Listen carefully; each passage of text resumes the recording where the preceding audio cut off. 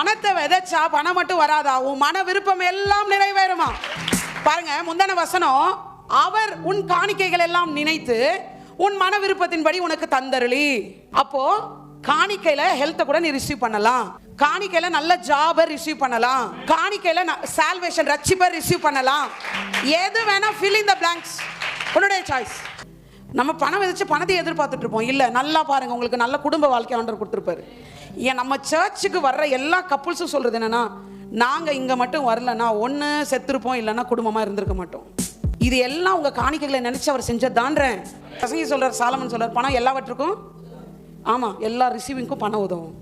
நான் சொல்கிறேன், ஆஃபரிங்ஸை கொடுத்து வீடு வாங்கியிருப்பேன், ஆஃபரிங்ஸை கொடுத்து காணிக்கை இது கார் வாங்கியிருப்பேன், எத்தனை அடிக்கிட்டே போகலாம். இந்த மாதிரி இன்க்ரிமெண்ட்ஸ் வாங்கியிருப்பீங்க. பணத்துக்கு பணம் இல்லை, இங்கே ஈக்குவல். அவர் உன் மன விருப்பத்தை நிறைவேற்றுகிற தேவன். ஸோ எல்லாமே காணிக்கை எல்லாவற்றுக்குமான ஒரு வாசலாக இருக்கிறது.